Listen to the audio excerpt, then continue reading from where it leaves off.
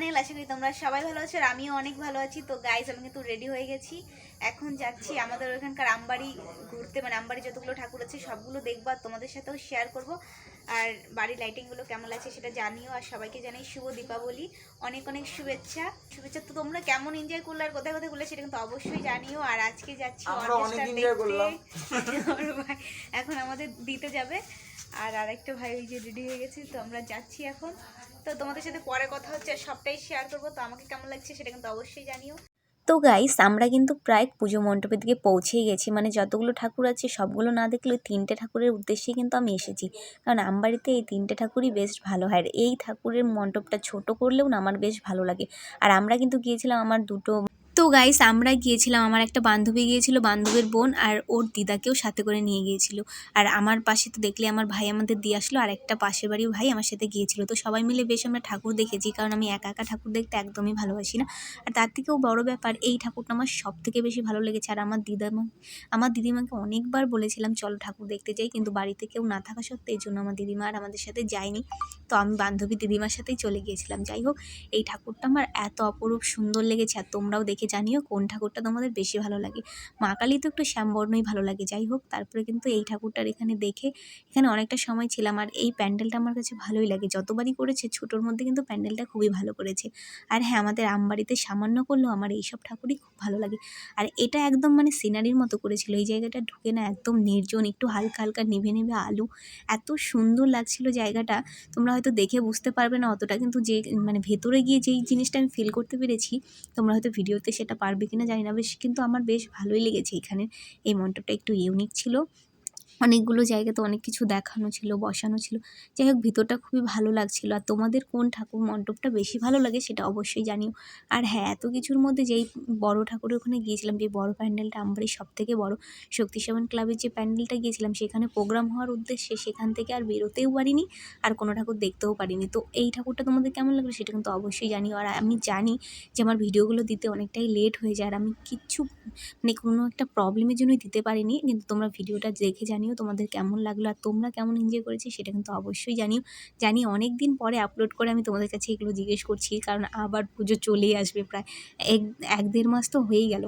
যাই হোক, এখানটা কিন্তু আমার বেশ ভালোই লেগেছে। এখানে বললামই আমি, এই জায়গাটা তো খুব ভালো লেগেছে। তো এখন যাবো আমরা বড় প্যান্ডেলের উদ্দেশ্যে, এখানে অনেকটা সময় কাটালাম। কিন্তু আমি প্রায় 1.5 ঘন্টার মধ্যে বাড়িও চলে এসেছি ঘুরে অনুষ্ঠান দেখে দেখে, কারণ বাড়িতে কেউ ছিল না, দিদাকে একাই রেখে গেছি। তো এখানে কিন্তু আবার প্রোগ্রাম হচ্ছিলো, দেখতে পাচ্ছ আমবাড়ির সব লোকজন কিন্তু এখানেই ছিল। আর এই প্যান্ডেলটা কিন্তু মানে মেন করা হয়েছিল ঘড়ি দিয়ে, মানে সময়। এই প্যান্ডেলের বিষয়টাই ছিল সময়। মানে আমাদের কাছে তো সময় কতটা ইম্পর্টেন্ট সেটা আমরা সবাই জানি। একটু সময়ের জন্য যদি কারোর জন্য অপেক্ষা করা যায়, তাহলে সময়ের মূল্যটা বোঝা যায়।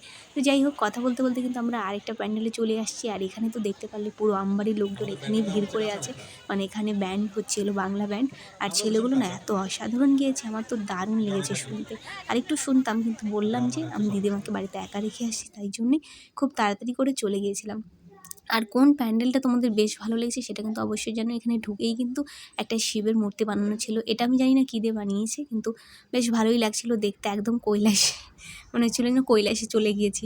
তো যাই হোক, তোমাদের আমার ড্রেসটা কেমন লাগছে সেটা কিন্তু জানিও। এই ড্রেসটা কিন্তু আমি অনলাইন থেকে নিয়েছিলাম কালী পুজোয় পরবো বলে। তো তার জন্য একদিন ঘুরতে বেরিয়েছিলাম, ড্রেসটাও কিন্তু আমার কিন্তু বেশ ভালো লেগেছে। ড্রেসটা পরেও খুব কমফোর্টেবল, আর দেখতেও কিন্তু খুব প্রিটি লাগছিল নিজেকে।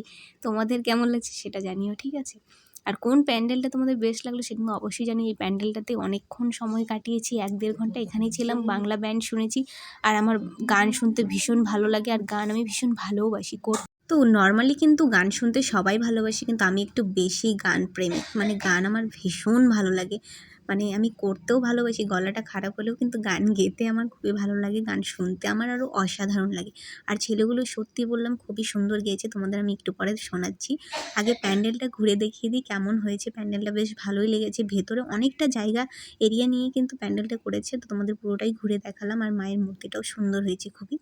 আর সেম মূর্তি আমবাড়িতে দুটো বানানো হয়েছে, একটা ছোট ছিল আর একটা বড় এই মণ্ডপটাতে।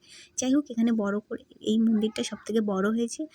তো ঘোরাঘুরি তো অনেক হলো, চলো একটু ফটো তুলে নিই, কারণ এটাই তো আবার 1 বছর পরে স্মৃতি হয়ে থেকে যাবে।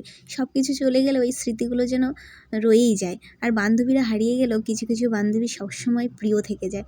জানি অনেক বান্ধবীর সাথে আমার দেখা হয় না, এখন অনেকের বিয়েও হয়ে গেছে।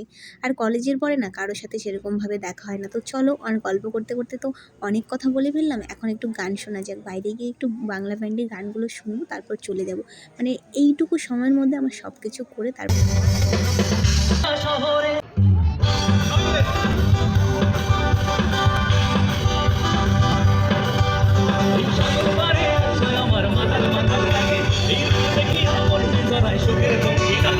সাগর পারে আইসায় আমার মাতাল মাতাল লাগে, এই রূপ দেখি আমার ভিতরায় সুখের পঙ্খী লাগে।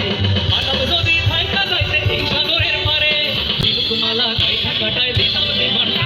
আমার মন বসে না শহরে, ইট পাথরের নগরে, তাই তো আইলাম সাগরে, তাই তো আইলাম সাগরে।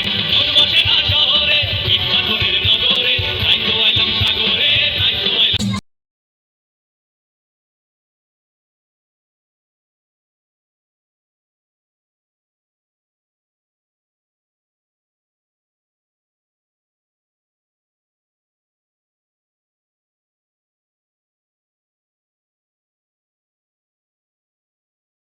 তো গাইস চলো এখন বাড়ি যাওয়া যাক। অনেক গান শুনলাম, ডান্স দেখা হলো, সবই হলো, এখন কিন্তু বাড়ি যেতে হবে। তো আমি সবসময় যেটা করে থাকি, আমার দিদার জন্য কিছু বাদাম নিয়ে গেলাম, কারণ অন্য কিছু তো সে খায় না।